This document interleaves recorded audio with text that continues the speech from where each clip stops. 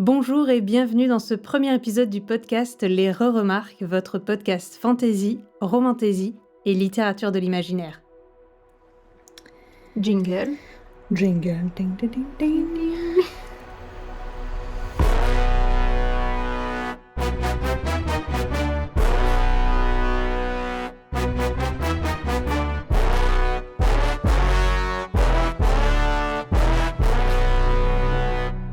Au sommaire de cet épisode, nos chroniques du familier de Leigh Bardugo, de Bride d'Ali Hazelwood, mais aussi quelques recommandations pour des lectures cosy par Kellen.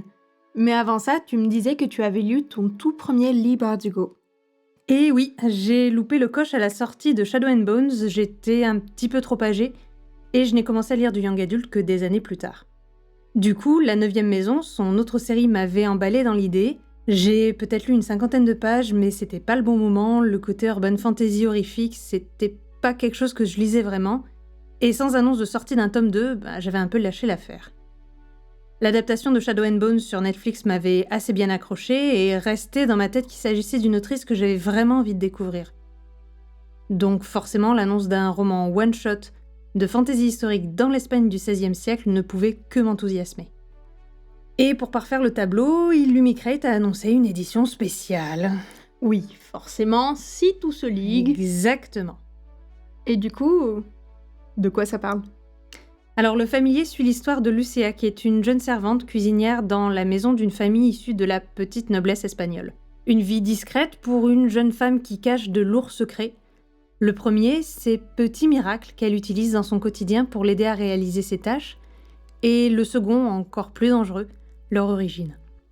Car Lucia est juive dans une Espagne qui persécute tous les non-catholiques, et ces petits miracles sont le dernier lien avec son héritage. Lorsque Doña Valentina, la maîtresse de maison, découvrira qu'elle est capable de réaliser ces miracles, elle y verra l'occasion d'élever son statut. Remarqué par Antonio Pérez, l'ancien secrétaire du roi d'Espagne qui y voit l'occasion de revenir dans les bonnes grâces du roi, Lucia sera convoquée à la cour du roi. Mais Pérez est lui-même un personnage trouble aux liens étranges avec Santangel, son garde personnel qui aidera Lucia à maîtriser ses pouvoirs. Pour Lucia, le danger n'aura jamais été aussi grand, mais elle rêve aussi d'une vie parmi les puissants. Elle devra du coup apprendre à naviguer à la cour du roi, entre les autres concurrents et la menace de l'Inquisition. L'Espagne de la fin du XVIe siècle est assez peu explorée en fantasy et je pense que la majorité de l'audience francophone connaîtra suffisamment peu la période pour s'y sentir comme dans un roman de fantasy. On pourrait plutôt d'ailleurs parler de fantastique historique, il ne faudra pas s'attendre à énormément de magie. Le système est néanmoins assez intéressant, se basant sur la parole et le chant, avec un aspect synesthésique qui m'a parfois semblé un peu obscur et confus, mais qui restait intéressant et se liait très bien au propos. Parce que le plus intéressant dans le roman, c'est bien sûr son propos. Lucia a perdu ses parents très jeunes et n'a aucun lien avec ses racines. La seule famille qui lui reste est sa tante, qui a parfaitement intégré que pour survivre, il fallait laisser son héritage derrière soi, et a tout fait pour le faire comprendre à Lucia. Elle ne sait pas comment pratiquer sa religion, n'en connaît plus la langue et sa culture juive a été complètement effacée pour qu'elle survive. Cette perte identitaire est vraiment, à mon sens, le cœur du roman, et traite d'une partie sombre de l'histoire de l'Espagne, avec l'Inquisition, mais aussi du coup de toute l'Europe.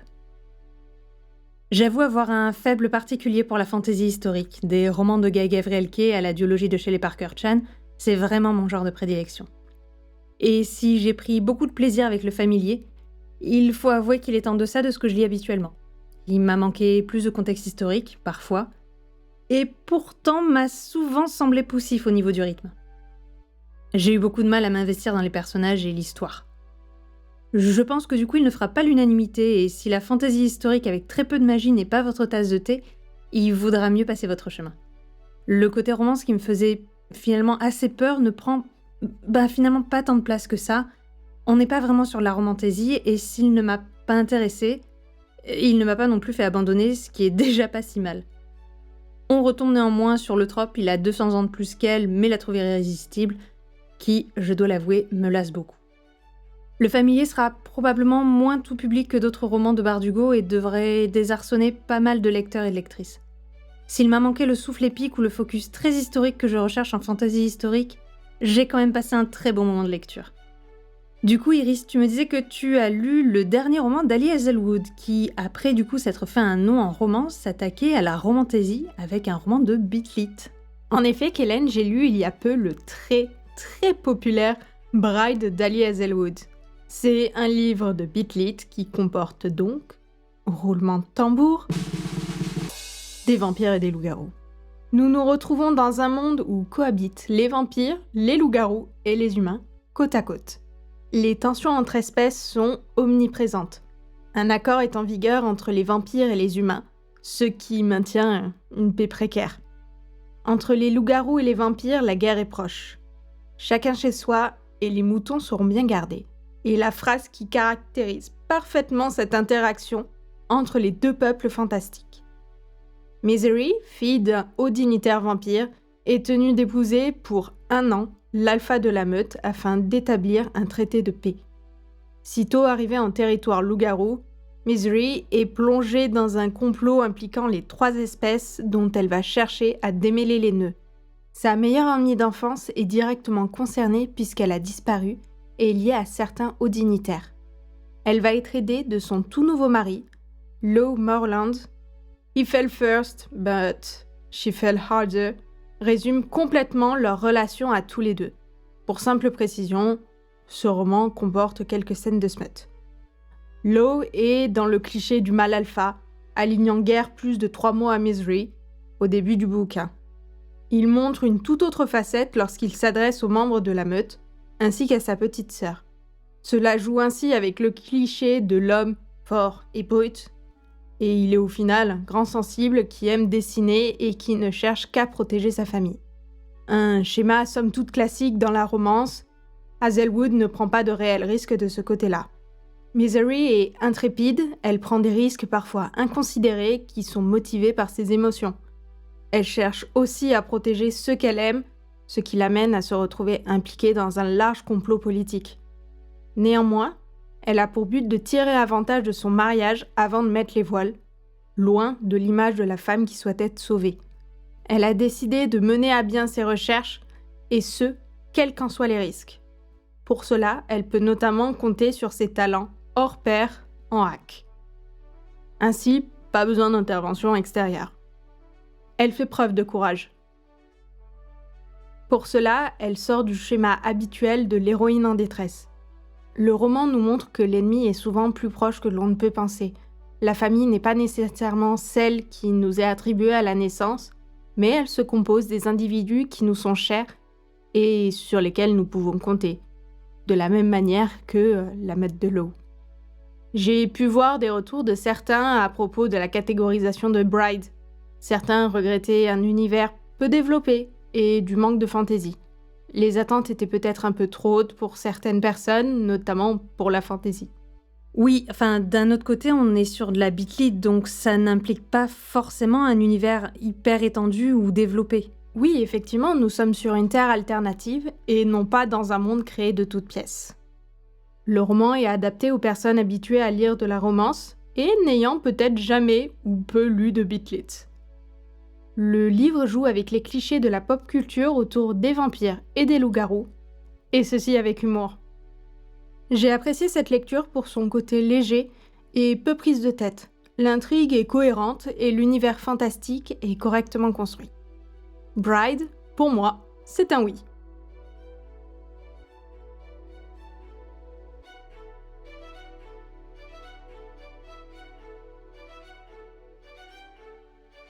Les jours raccourcissent, pour la plupart d'entre vous l'hiver arrive. Winter is coming. Même si nous, à Marseille, on est encore dans une période très automnale, qui nous fera d'ailleurs parler de Dark Academia pour notre premier épisode spécial. Mais c'est la saison des plaids, des choses réconfortantes, et on se disait que c'était l'occasion de parler de lecture cosy. D'ailleurs, Iris, tu me disais que tu avais fait une lecture plutôt cosy, alors que je t'avoue, j'étais un peu surprise parce que je l'ai pas vu aborder sous cet angle-là souvent. Du coup, tu vas nous parler de Porcelaine sous les ruines d'Anna Vivalda aux éditions Olympe. Anna Vivalda, du coup, pour resituer, est une jeune autrice française qui a été remarquée pour un premier roman, Dernier jour d'un monde oublié, sous le nom de Chris Vuklicevic, et qui signe sous ce nouveau nom de plume, d'Anna Vivalda, une romantésie entre dystopie SF et fantastique. C'est une autrice que j'ai justement dans ma palle depuis un moment. Je crois d'ailleurs que c'est moi qui te l'avais recommandé ce roman. Et j'ai toujours pas trouvé un seul moment pour le lire. Oui, effectivement, j'ai beaucoup aimé ce roman, c'est une très belle romance. J'aime le sous-texte. Les amoureux finissent toujours par se retrouver, peu importe le temps et les obstacles. C'est une sorte de enemies to lover, mais différent de ce que l'on trouve habituellement. Il est rempli de slow burn et les personnages font réellement preuve de réflexion sur les raisons de la haine qu'ils éprouvent. Et ça change beaucoup de d'habitude. Les personnages sont touchants même s'ils ne sont pas nécessairement beaucoup développés. Ça ne m'a pas gênée, mais ça pourrait gêner certains, j'imagine. J'ai aimé le côté dystopique même s'il était léger, ainsi que la dualité de mode de vie entre Hibernia et Cameron. L'un étant dans le respect de la Terre, et l'autre étant complètement dans les travers de la société moderne. J'ai trouvé la fin rapide. Néanmoins, c'est compréhensible étant donné que c'est un one-shot. De manière générale, c'est cosy et très agréable à lire. Je dirais même que c'est une lecture apaisante.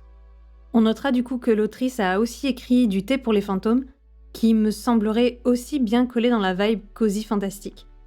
Ce qui me fait faire une incroyable transition avec le premier et incontournable roman de cosy fantasy, qui parle aussi de boisson chaude.